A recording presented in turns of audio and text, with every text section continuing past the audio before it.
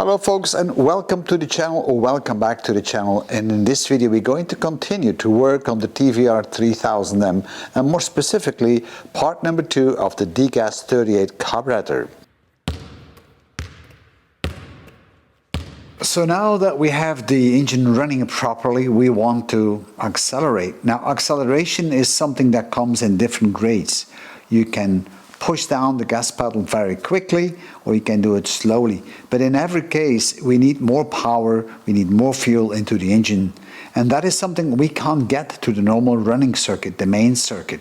You know, if you open up that gas throttle here because you're pushing the pedal, then there is no way that the main circuit can deliver that initial amount of fuel to overcome that demand for power. And that's why we have fitted a acceleration pump on the carburetor. And the acceleration pump is sitting right here. This is the acceleration pump. It's nothing really special. It's a membrane that can move up and down and thereby reduce this cavity. And it's affected by the pedal. So if you depress that real quick, you'll see that this will move up fast, and if you depress it more slowly, the gas pedal, then this will move up slower. And this comes into play in a few seconds. So we've got our fuel chamber here filled up with fuel. This is all fuel. And the fuel is actually filling up through a channel and a one-way valve. This is a ball valve. This is a little steel ball inside that will lock off this opening here, and fuel can only get in like this. So now fuel will reside here in the acceleration pump. So the moment in time now that we depress either fast or slower the gas pedal, the membrane will move up and the fuel can't get out that way because it's blocked by the valve. The fuel has to get out that way, and it's going to be pushed up this channel all the way to the top through the pump delivery valve, which will then allow that fuel to come through because it's a one-way valve, and then we will spray in a lot of fuel into the carburetor, the barrel of the carburetor, and that will now be enough to start up or increase the power on the engine to increase the RPMs and overcome that demand for load for more fuel. However, there is another element. So there's a return element. This is the bleed needle. And remember in part 1 we looked at that. And in fact what it is, it's a kind of bypass. So now, in order to regulate how much fuel is really injected or squirted into the barrels of the carburetor, we need to have a method to dose it. Now, if you're going to depress the accelerator very slowly, then if we had no bleed system, and this is our bleed system right here, which is returning back to the fuel chamber, if we had no bleed system, so let's assume this was closed, then yes, even if you depress slow, you would push out all that fuel into the carburetor barrel, and that's not what you want. You want to have a lot of fuel injected or squirted into the barrel when you depress the gas pedal very fast, because that's the moment in time you say, I want to accelerate fast. So then you need more fuel. If you want to accelerate slowly, well, maybe you don't need that much. Maybe you're going to need a lot less fuel. And therefore we have a bleed system. And the bleed system is a return to the fuel chamber, and it's kind of adjusted with what we call a bleed screw. And you've seen that in part 1. And the bleed screw is blocking partially that return channel. So if you now depress the gas pedal slowly, the membrane moves up slowly, and we are slowly pushing out fuel. However, we have a valve here that needs to be opened up, the delivery valve, and it has a certain pressure. It may not open up because we are bleeding out X amount of fuel this way. And because we are pushing slowly, the volume to bleed is fairly low. So no fuel or very little fuel will come out on the acceleration jet. By the way, this is the acceleration jet.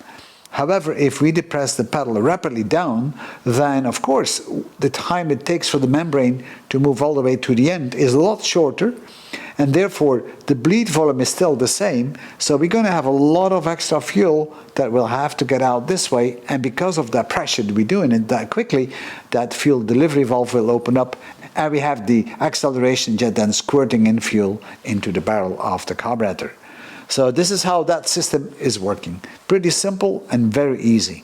So now let's have a look where we have all this kit. So let us install first of all now the acceleration jet, and for that we need to install first a copper seal, and then we have the acceleration jet that goes on top, and then we have the delivery valve that goes in. Now you need to check the valve that the valve is actually working, and you can do that by just sucking on it from one side if you want to try that. That's what I typically do. So now it's time to install the acceleration pump, and that's where we're going to fit it. Now there's a hole there that leads up to the acceleration jet. There's a second opening here where the fuel is coming into the fuel acceleration pump, and the little ball and the valve is actually inside and it's blocked off on the top. You can't get to it. And then the other opening we have on the side here, this is actually the bleed hole where we're going to install the bleed needle, which I should be having over here somewhere. So this is actually the bleed needle that will have to go in. And then finally, we have the old membrane, and this is the new membrane. So we now just need to mount it all together. So let's put the spring up first. Then we need to install the membrane, and that's going to go like so. And then we need to install the housing. Now, by the way, this is the new membrane. This is the old one, so I'm going to install a new one. I move this aside. So let's see how we can do this. So that should go on like this. Oops. And then it just fits on there. Not very hard to install. And make sure that you have the lever on the acceleration pump in the right place. So now I can open up the throttle and you can see the mechanism working.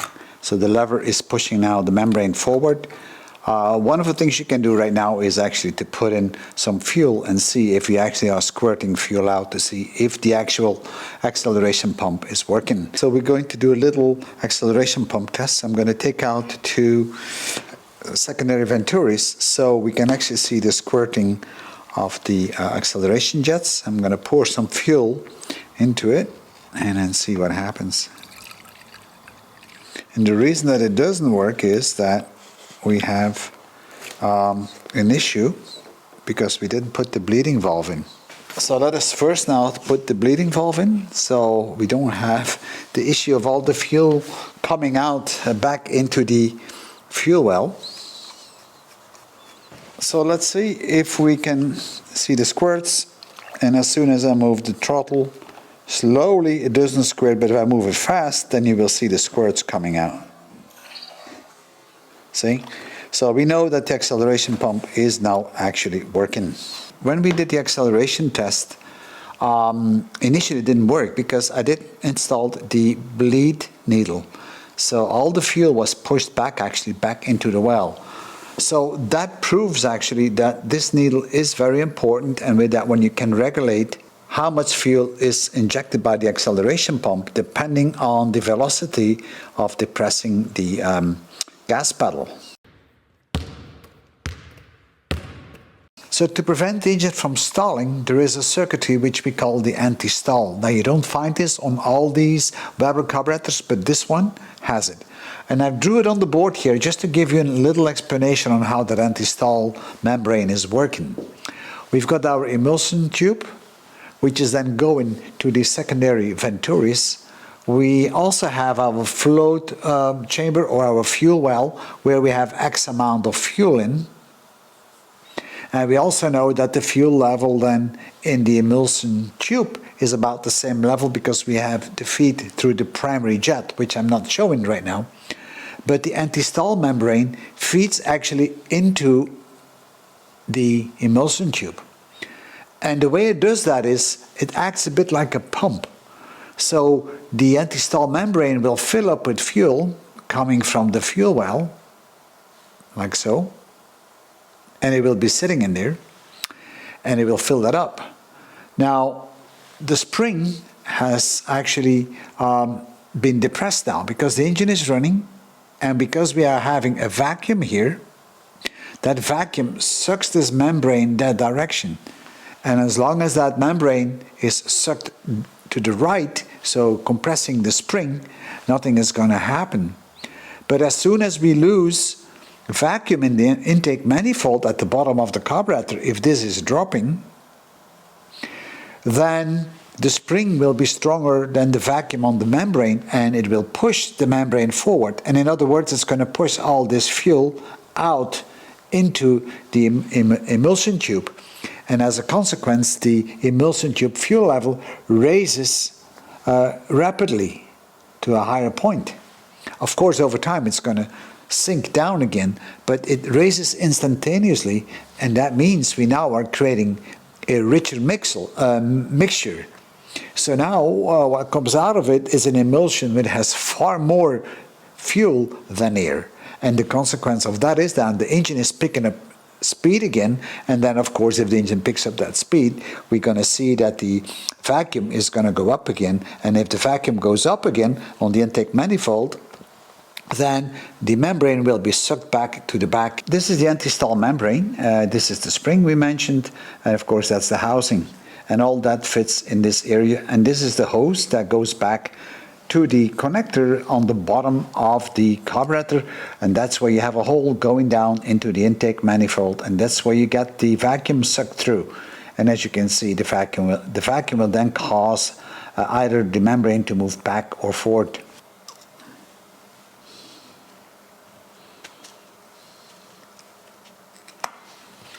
All right, so let's install it like this. I know my hands will be in the way for a little bit, but it's a bit difficult trying not to be in the way and filming at the same time. And of course now we need to connect the hose to the bottom part. You can try to suck on this and feel if the membrane is working or not. That's the way to check it. Some of these carburetors have an extra push for acceleration, and we call it the power valve. And the power valve is mounted at the bottom of the fuel chamber or the fuel well. And it has a connection on the bottom going to the emulsion tube. Now normally this valve is closed, and the reason that it's closed is there is a push rod going up with the spring, and there's a membrane on the top. And this part, the rod and the spring and the membrane, this is what we call the power valve assembly. And the top of that power valve assembly is connected with a small connection all the way down to the bottom of the carburetor. So vacuum from the engine comes in here and it's pulling up that membrane. As long as that membrane is pulled up, this valve here remains closed, so no fuel can get out. However, if we do accelerate, we need to get more fuel. And if you do accelerate quickly, you have what we call a vacuum drop. It drops and then it builds up again. And because of the vacuum drop, for all kind of reasons, because you open up the butterfly and so on, because of that, the vacuum here reduces on the top of the membrane. And because of that, the spring here is now pushing this rod down. So the spring force is stronger than the vacuum on top of the membrane. And now the rod comes down, and the rod is pushing on a pin on the valve right here. And the valve goes down. And now fuel can get in like this. So now we're getting an extra feed of fuel into the emulsion tube, besides the normal main jet feed. And this is how that whole system is working. And we call this the power valve system. So let's have a look and install it on the carburetor. And the power valve, this is the power valve, and that sits all the way in the bottom, right there. And we need to install it with a copper seal, and let's do that. And as you can see, this is actually a valve that will open up and close. So let's install that one. Now the power valve assembly is this part, and the top part is the membrane. This is the one that will be sucked up because of the vacuum in the intake manifold. And this is the spring that is pushing down this rod onto the little sensing point there on that valve. So it sits on there like this. If there is sufficient vacuum, then the membrane will be up and the valve will be closed. However, if we lose vacuum, the membrane will go down under the force of the spring, and we will open up the valve on the bottom. So the power valve assembly is sitting on the top of the carburetor cover, and if you're going to install it, you will have to depress slightly the actual spring here so that the seal can settle underneath the membrane or seal. So that's important that you do that. If you look closely inside, then you see a little hole which is going to this tube, and it comes out on this side, and this is going down all the way to the intake manifold. So let us install the new power valve, and then we're going to talk about one of the last circuits, which is actually the float. So I'm going to install the new one, and let's see how it fits. You can already see that actually the seal is causing a bit of a problem, but that's no big deal. We will actually do it the way we are supposed to do it. Let's put first the screws up a little bit. So it is being fitted slightly. And then we'll push that valve down a bit in order to get this seal smooth on the edges. Otherwise you can't close it properly and you will have a leak. So now I'm going to push that. That will allow me to settle that membrane.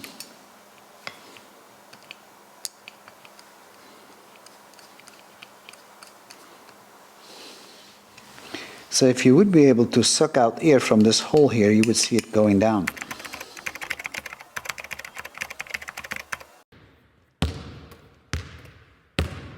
So now we need to install the float, and it's important that the float is not leaking, and if it does leak you will actually have to fit the holes. The float also has to have a certain weight, and the weight on this float is 60 grams. That's what it's supposed to be. And here you see a couple of lips, and these are the lips you will have to adjust the float height or the float level. If the float is too light, you put some solder on. If the float is too heavy, you take some solder off. This is how you do it. So let's turn on the scale and see. Hopefully you can see the digits.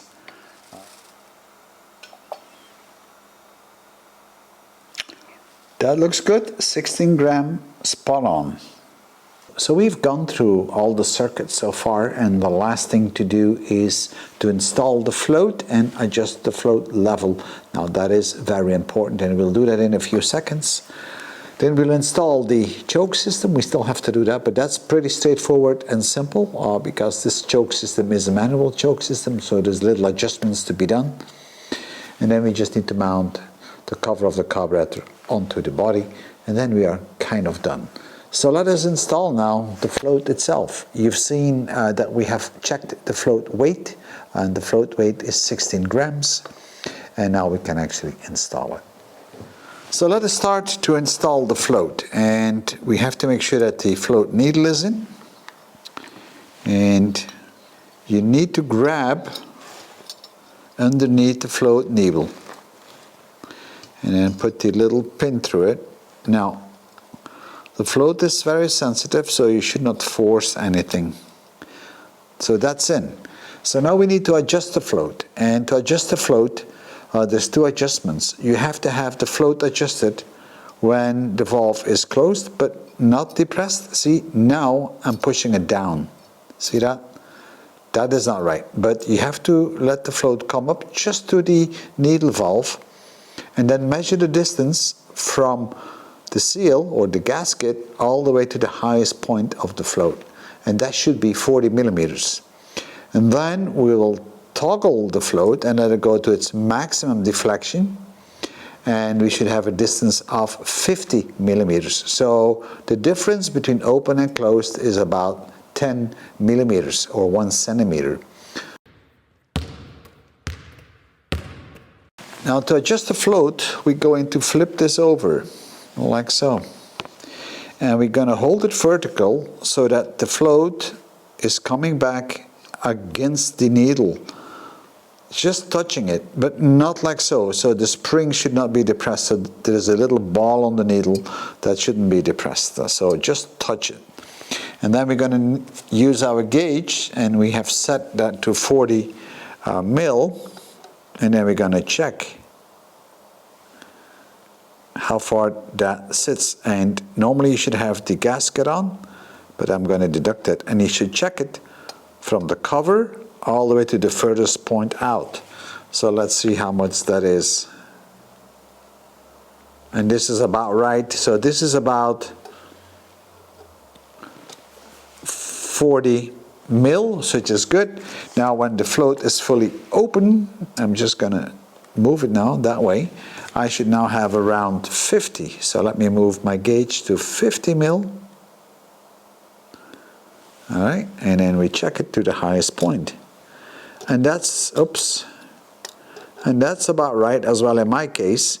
Now I don't have the gasket on, so I need to deduct that. But this float looks like it's been adjusted correctly. If you need to adjust it, then you need to bend these two little lips. There's one lip there and there's another lip there. So the lip on the back side, that is the one for the maximum deflection. And the lip at the inside, that is the one for the close adjustment. And that's it for the adjustment of the float. So now we're going to install the little fuel filter. And this is the one, we just slide it in there. And now we have the brass bolt that goes on top of it. And we can just lock it up. And we should be good. All right, so it's a big wrench I'm using, but I'm not going to force it. There we go, that's closed, so that's done.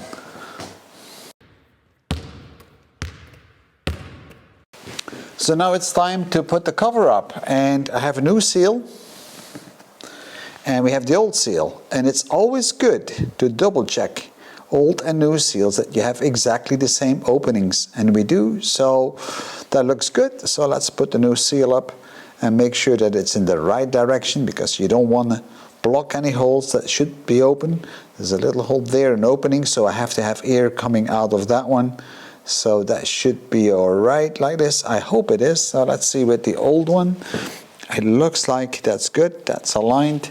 So now I can actually put the cover up very carefully so I don't destroy the float. That's kind of sensitive. Now the only thing we'll have to do then is to fit through the hole here the manual choke mechanism. So we do that later. But now we can actually start putting the screws up just a little bit to hold things in place so the seal doesn't move.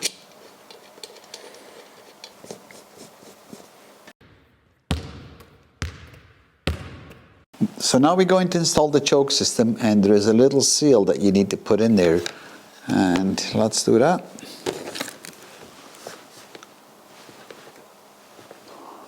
All right, so that's it. So let's install the choke system, and we'll push it through the little hole here if we can.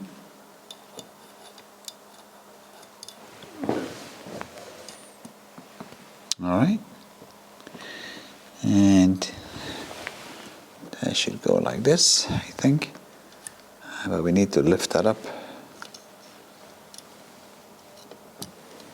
It's a little bit of fiddling, guys, but there we go. So that's in. I'm just going to put a little screw up, so at least we can keep it a little bit in place.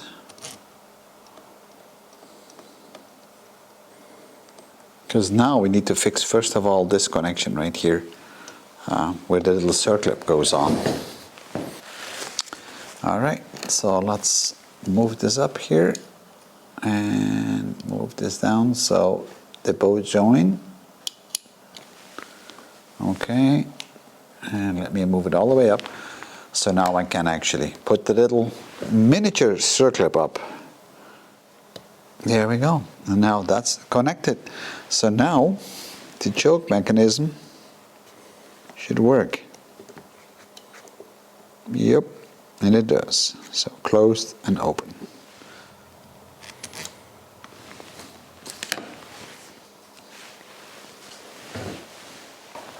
And now we need to put the linkage up.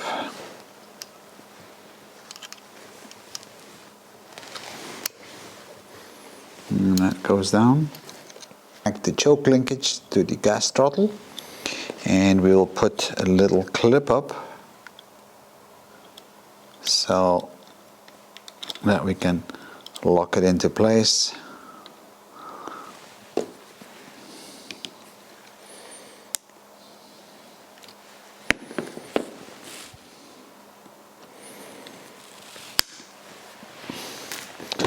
That's not going to move. So now that works like a champ. And now I can tighten down the cover, and we're almost done. So now we're going to finish off the manual choke, and in the back you got this bimetal spring that's going to hook to that pin. Now of course this is a manual choke, so I don't really care about the cooling system, and we just put it up like this, and then we'll see how it goes. I need to put this big ring up to hold it in place, and then we can give that a try and see if it works.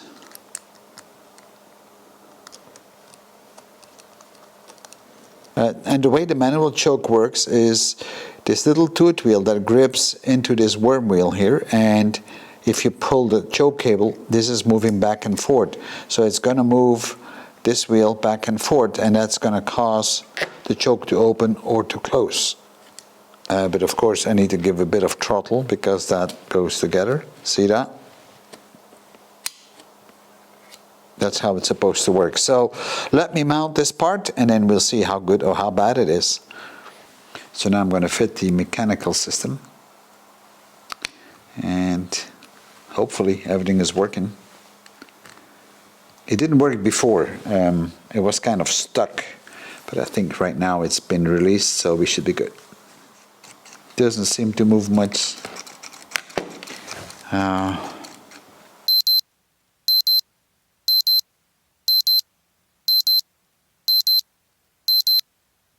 But what I found out is that the spindle that I had in there was crooked and bended, so it made it very hard for the choke to work. Now initially I was hoping to use a spindle from the Spanish carburettor, but then it turned out that it was just opposite, as you can see. So I can't use a new spindle, so I had to straighten up the old spindle, and that's exactly what I did. So now it should go in very smoothly, and let's hope it does, and then we should be able to install it properly and use it. And this feels quite all right now, a lot better than what it was. And I think we should be good. So let's see if we can get him in. Yeah. And then it will open up like this. All right, that looks good. This was a bit of fiddling, guys.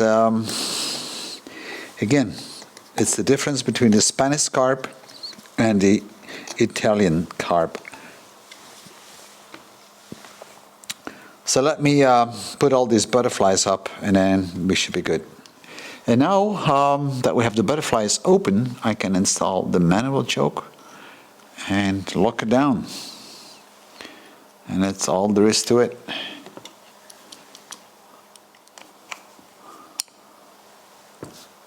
Now, normally the cable comes in here, and that will pull, and you can see the choke closing. And that's more than good enough. That's all I wanted to do.